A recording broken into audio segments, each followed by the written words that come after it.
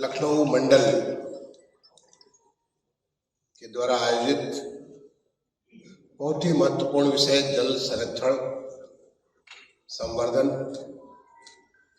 एवं जलाशयों का जीर्णोद्धार पर इस एक दिवसीय कार्यशाला में उपस्थित लेक मैन ऑफ इंडिया के नाम से विख्यात श्री आनंद जी, हमारे सहयोगी अधिकारी श्री नितिन जी, अजय जी, गौरी शंकर जी, रोशन जी, कार्यशाला में उपस्थित हमारे समक्ष लखनऊ मंडल के सभी जनपदों से आए हुए मुख्य विकास अधिकारीगण, अन्य तमाम सारे विकास खंडों से और राजस्व विभाग के, नगर विकास के तमाम सारे अधिकारी कर्मचारीगण, पूरे प्रदेश भर से हमारे नगर विकास एवं ग्राम्य विकास विभाग के जुड़े हुए अधिकारियों कर्मचारीगण, सबसे पहले तो मैं रोशन को इस बात के लिए धन्यवाद देना चाहता हूं कि इतने महत्वपूर्ण विषय पर उन्होंने आज ये कार्यशाला आयोजित की है।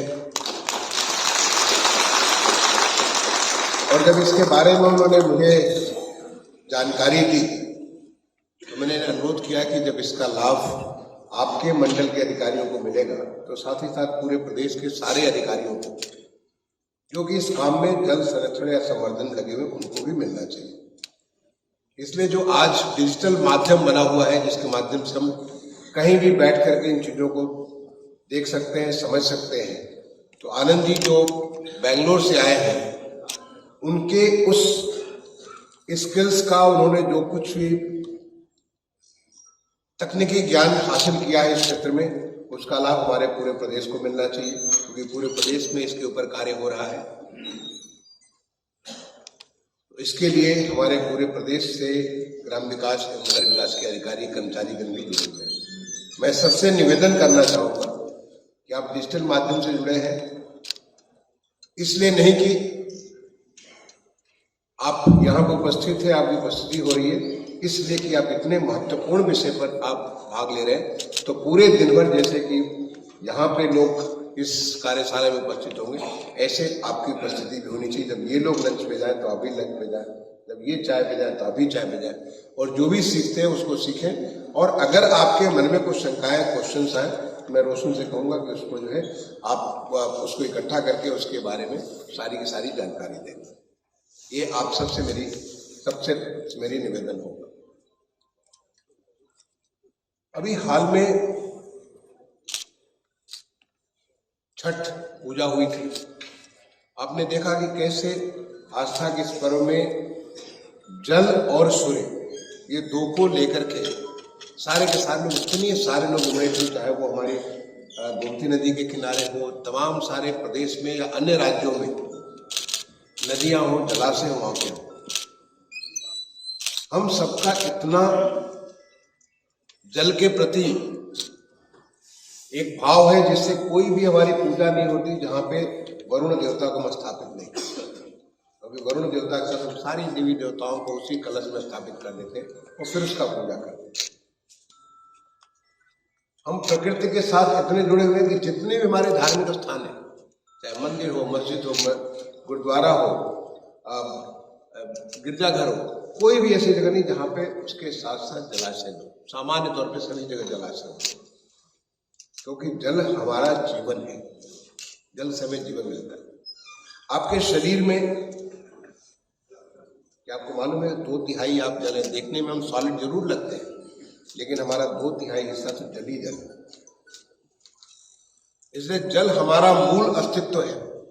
और अगर कहें तो जल को जैसे कि एक लेडी के लिए उसका मायका होता है, जहां से उसका सारा कुछ होता है, वैसे ये जल हमारे लिए मायका जैसा। जल के बगैर हम जीवित नहीं रह सकते। और इसीलिए अगर आप देखें पुराने इतिहास को, अगर आप देखें तो तमाम सारी सभ्यताएं पैदा हुई जल के किनारे। चाहे नदियां थी, सिंधु घाटी की सभ्यता हो, सरस्वती घाटी की सभ्यता हो, दजला फरात की सभ्यता हो, नील घाटी की सभ्यता हो, सारी सभ्यताओं का विकास नदियों के किनारे हुआ, या जलाशयों के किनारे हुआ, या समुद्रों के किनारे हुआ। और जैसे वहां पे जल समाप्त हुआ, वो सभ्यताएं मिट गई।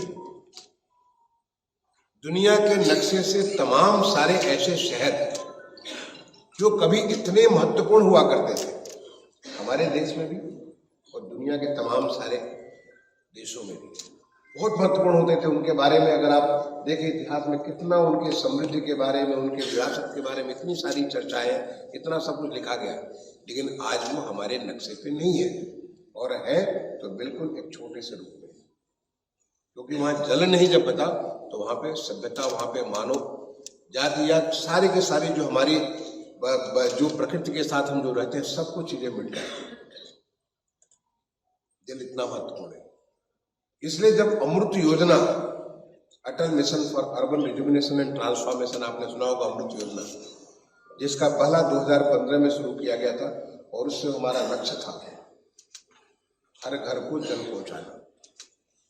जो हमारे शहर लिए गए थे 1 लाख से ज्यादा आबादी के, हर घर को जल पहुंचाना उसका पहला लक्ष्य था। लेकिन जब अमृत 2 योजना बनी तो उसमें, और उस योजना का आकार पूरे देश के सारे लगभग 5000 नगर निकायों तक पहुंचा दिया गया, तो उसमें हर घर तो जल पहुंचाना लक्ष्य ही था, लेकिन साथ ही साथ उसका लक्ष्य रखा गया वाटर सिक्योर सिटीज,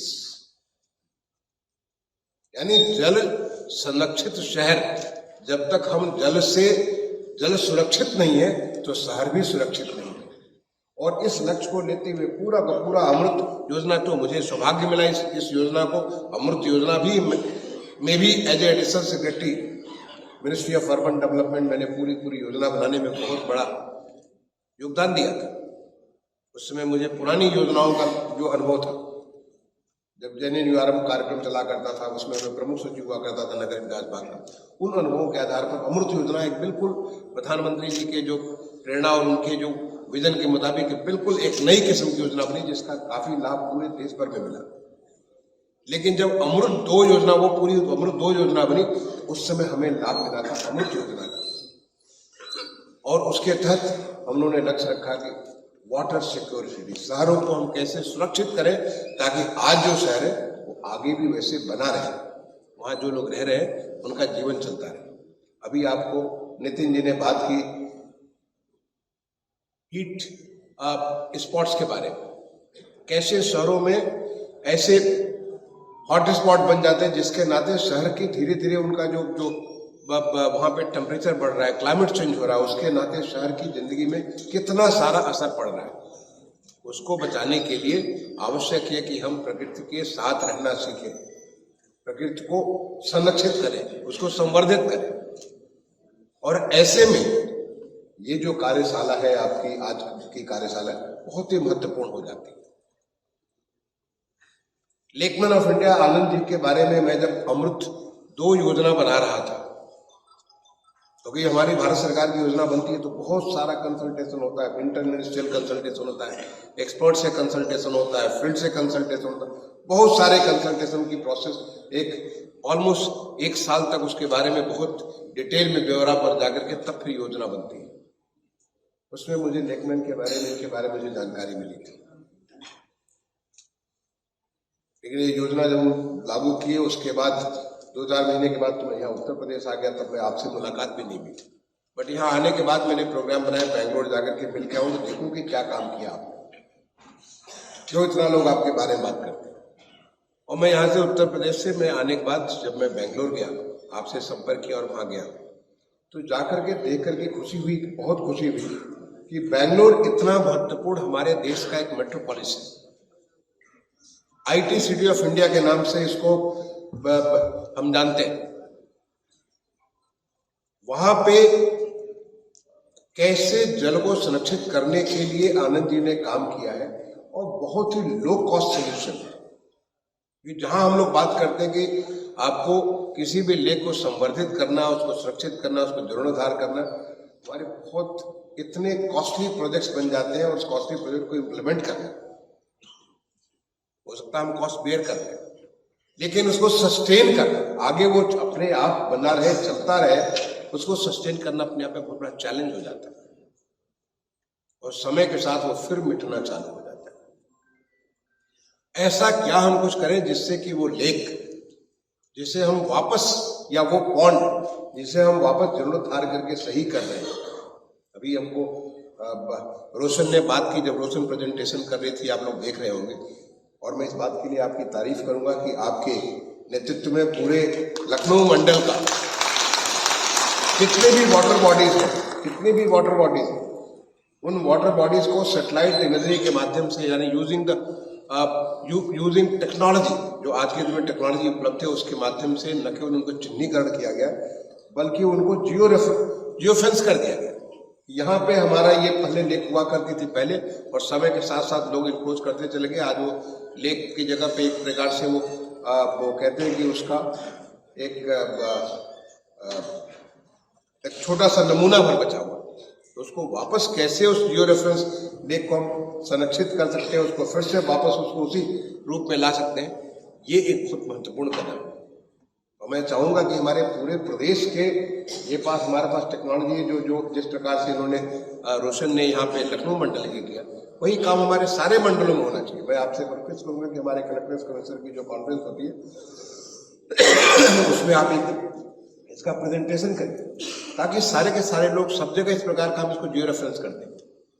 माननीय प्रधानमंत्री जी ने एक कार्यक्रम चालू किया, और कैसे अमृत सरोवर, जो सरोवर हमारे मिट गए थे, खत्म हो गए थे, आज अमृत सरोवर के रूप में लबालब पानी से भरे पड़े। जहां भी जाओ, जिस किसी जनपद में जाओ, वहां पे लोग, वहां के जिलाधिकारी, वहां के मुख्य विकास अधिकारी, वहां के लोग कहते हैं कि चल करके हमारा फला अमृत सरोवर को देखें। वापस उसका उसकी जो समृद्धि थी, उसकी जो जलाशय का रूप था, वो वापस जिंदा हो चुका। और मैं प्रत्यक्ष तो हमारे खुद अपने गांव में, जब मैं गांव में बचपन में, हमारे गांव में एक तालाब हुआ करता था, पॉन्ड, मतलब उसको पोखरा हम लोग कहते थे। उस पोखरे में हम लोग स्नान भी करते थे, उसमें हम तैरते भी थे। जब हमारा जो तमाम सारे पूजा पर्व होते हैं, उसमें हम पूजा पाठ भी करते थे। लेकिन वो समय के साथ पोखरा खत्म हो गया था, जिंदा नहीं था। जब पानी बरसता था तो थोड़ा मोड़ा पानी वहां इकट्ठा होता था, बिल्कुल खत्म हो गया था। आज उस पोखरे में लबालब पानी भरा पड़ा हुआ है, तो जो अमृत सरोवर है। और आज माननीय प्रधानमंत्री जी की प्रेरणा से हमारे गांव में एक स्वतंत्रता संग्राम सेनानी, जिन्होंने अपनी जिंदगी हमारे देश के लिए दे दी, उनके नाम पे वो हमारा अमृत सरोवर बन गया। और ऐसा ये हमारे गांव में नहीं, हमारे देश के सारे का, जो अभी आपको बताया, जो है गौरी शंकर प्रियदर्शी साहब ने, जो हमारे ग्राम विकास आयुक्त है, उन्होंने बताया कि कैसे 15,000 अमृत सरोवर पूरे हमारे प्रदेश में बन करके देश में प्रथम स्थान है। और हमारे माननीय मुख्यमंत्री जी ने लक्ष्य रखा कि हर गांव में 2-2 पॉन्ड, हर गांव में 2-2 पोखरे को हम लोग उसे वापस रिजुविनेट करेंगे, उसे हम वापस उसको वो ताकत देंगे जो पहले हुआ करता था। और उसको देने से किसको लाभ मिलेगा? पशु पक्षी जो पानी के बगैर मर रहे हैं, उनकी प्रजातियां खत्म हो रही हैं, उनको भी पानी मिलेगा। वहां आसपास के जो सारे के सारे खेत है, वहां पे उनका जो हमारा जो ह्यूमिडिटी वो बेहतर होगी, उससे हमारी उपज बेहतर होगी। वहां पे जो तमाम किस्म की हमारी प्रक्रिया, जैसे मैंने कहा, जल तो हम जल ही जल है, हमारी जो बहुत सारी प्रक्रियाएं होती है वो जल के साथ होती है, उसको फायदा मिलेगा। वहां पे जो जलाशयों के पास, आज हमारे अमृत सरोवरों के पास अमृत वन भी बना दिए गए। मैंने देखा, तमाम सारे जाकर के देखा, न केवल प्लांटेशन हुआ, कहीं पे उन्होंने मियावाकी बना दिया, कहीं पे उन्होंने किस्म किस्म के वृक्षारोपण किए। और न केवल वृक्षारोपण किया, बल्कि वहां पे उन्होंने लोगों को बैठने का स्थान बना दिया। तो एक सामुदायिक, जो हम एक कम्युनिटी लिविंग हमारी है, वहां पे हमारी माताएं, बहनें, बुजुर्ग, बच्चे वो आते हैं, खेलते हैं, वहां पे अपना समय गुजारते हैं। उनके लिए एक अच्छा साधन बना दिया, एक मनोरंजन का साधन बना दिया। कई जनपदों में मैंने देखा कि जो जलाशय थोड़े बड़े हैं, मतलब वो 1 एकड़ नहीं बल्कि 1.5 एकड़, 2 एकड़, 2.5 एकड़ तक के इस तरह के जलाशय, वहां पे उन्होंने बोटिंग की सुविधा, मैंने खुद बोटिंग की है मुरादाबाद जनपद में। जो वहां का जो एयरपोर्ट है, वहां के मंडलायुक्त और वहां के जिलाधिकारी ने मुझे कहा कि चलते हैं वहां देखने के लिए। कल को जब एयरपोर्ट मुरादाबाद का चालू होगा, बहुत सारे लोग वहां पे आएंगे और समय गुजारेंगे। इतना खूबसूरत फेंसिंग करके उन्होंने बोटिंग की व्यवस्था कर दी, अब लोग उसमें बोटिंग करते हैं। कई जगह वहां पे फिशरीज का वहां पे सब स्टार्ट हो गया। लेकिन सबके पीछे एक भावना होनी चाहिए कि जो हम इसको, क्योंकि कई बार हम इमारतें तो बना देते हैं, लेकिन बाद में उसका मरम्मत छोड़ देते हैं, बाद में हम उसका ध्यान नहीं रखते और वो इमारतें धीरे धीरे करके कालकौलित होना चालू हो जाती। तो ये जो हम इसको वापस, जो माननीय प्रधानमंत्री जी की प्रेरणा से, हमारे माननीय मुख्यमंत्री जी के जो एक निर्देशन में पूरे प्रदेश में एक अभियान चला हुआ है जल संरक्षण का, वो वापस वैसा ही बना रहे आज के 10 साल बाद, 20 साल बाद, 50 साल बाद, 100 साल बाद वैसे ही बना रहे, क्योंकि वो हमारा जीवन है। तो इसके लिए सस्टेनेबिलिटी के लिए, उसके सतत करने के लिए ये हमें ऐसी टेक्नोलॉजी की जरूरत है जो कम कॉस्ट में कैसे उसको हम लोग कर सकते हैं। वो मैंने बेंगलोर में जाकर के देखा आपके आनंद जी कि कैसे न कैसा स्लोप होना चाहिए, कैसे बड़ेलिया का उन्होंने प्लांटेशन किया जिससे कि एक पूरा का पूरा कंप्लीट इकोसिस्टम बन सकता है और उस इकोसिस्टम के माध्यम से वो भी सस्टेन करेगा। कैसे हम उसको जो क्लीन, जो हमारा जो गंदा पानी वहां पे आता था, जिसके नाते तमाम किस्म के जो वाटर हैजिंग, जो किस्म किस्म के वहां पे ऐसी चीजें पैदा हो जाती थी जो कि अपने आप उस जल को मार देती थी, उससे कैसे हम लोग बचा सकते। इसका कैसे, मतलब जो शहर के बारे में नितिन ने बहुत अच्छी बात की कि केवल हम रूरल के बारे में, शहर के बारे में सोचो।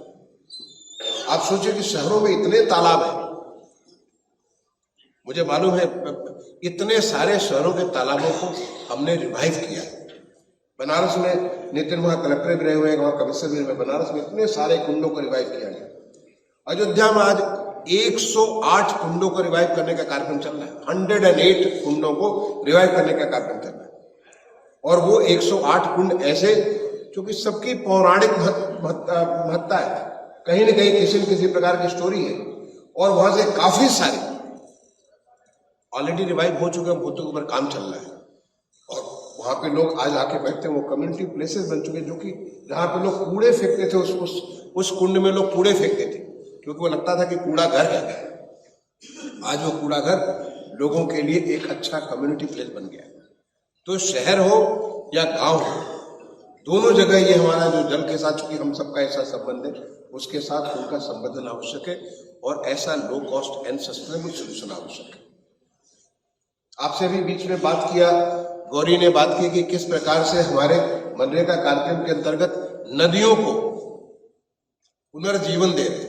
ऐसी नदियां जो हमें जीवन देती थी, जीवन दायनी, जो हम मां गंगा को कहते हैं, वो जीवन दायनी, वो नदियां अपनी खुद के जीवन खत्म हो चुकी थी, नदियों का अस्तित्व खत्म हो चुका था। तो चाहे तिलोत्तमा रिवर हो अयोध्या में, ऑलमोस्ट बताता हूँ 24-25 किलोमीटर की रिवर हो, उसका कुछ भाग तो शहर में, कुछ भाग उसका देहात में। नीम रिवर के बारे में माननीय प्रधानमंत्री जी ने बात की थी पीछे बुलंदशहर जनपद का। ऐसे बहुत सारे 2-3 बार हमारे नदियों के बारे में माननीय प्रधानमंत्री जी के जो मन की बात में बात आ चुकी है। ऐसे 50 नदियों के ऊपर प्रदेश में काम चल रहा है, उनको रिवाइवल के, उनका रिवाइवल न केवल उसकी जो वहां पे जो सिल्ट इकट्ठा होगी उसको क्लीन करने के लिए, बल्कि उसका पूरा इकोसिस्टम बिल्ड करने के लिए, उसके आसपास में ऐसे प्लांटेशन करने के लिए, ताकि आने वाले समय में उस इकोसिस्टम के माध्यम से वो उसकी जिंदगी बनी रहेगी। अगर उसकी जिंदगी बनी रहेगी तो हमारी भी जिंदगी बनी रहेगी, अदरवाइज जब वो खतरे में होगी तो हम भी खतरे में आ जाएंगे।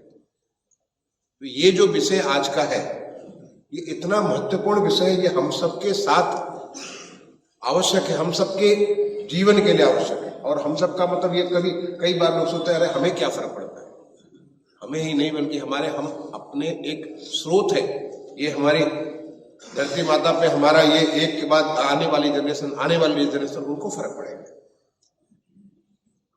तो आप जो काम कर रहे हैं उस भाव से, उस श्रद्धा भाव से अगर आप इस काम को करेंगे, उस बात को सीखेंगे जो कि आनंद बताएंगे, और आनंद के मार्गदर्शन में हमारे तमाम सारे जनपदों में, यही लखनऊ में कई सारे पॉन्ड्स का रिवाइवल हो रहा है। यहाँ पे इंद्रमणि है, इंद्रमणि बड़ा अच्छा काम। आपने बटलर पैलेस के बारे में, बटलर पैलेस में मैं बहुत पहले था, मैं वहां पे बटलर पैलेस कॉलोनी में मैं रहा करता था।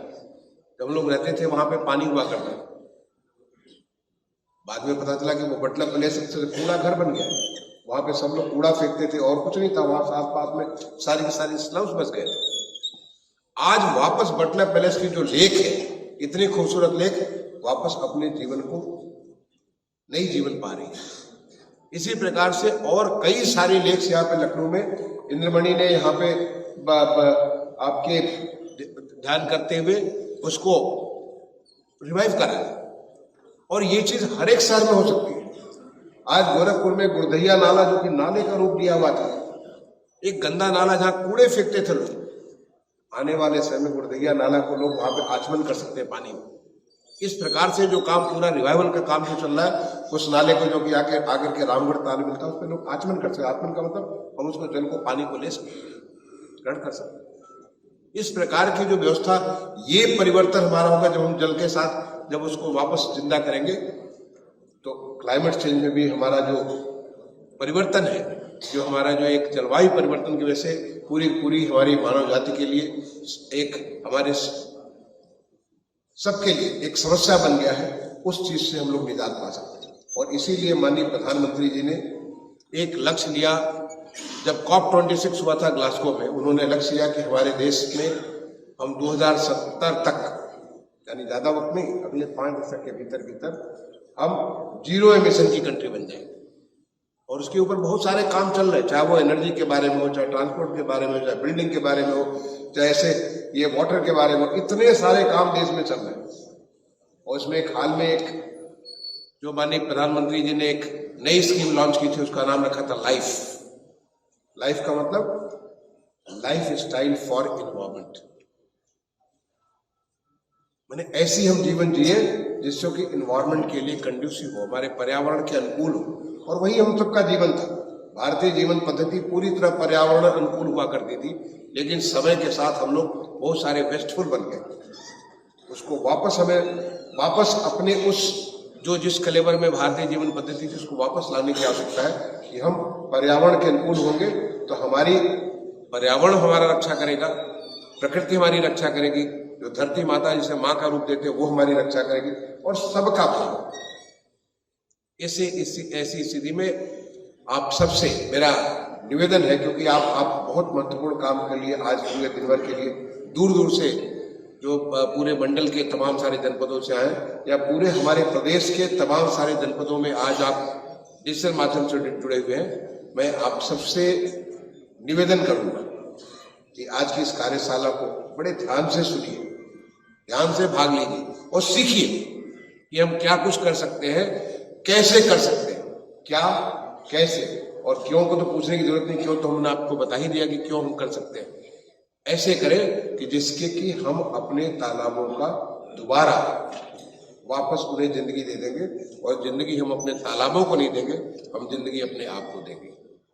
और जो हमारी माननीय मुख्यमंत्री जी की अपेक्षा है कि हमारे प्रदेश में हर गांव में कम से कम 2-2 तालाब वापस रिवाइव हो जाए।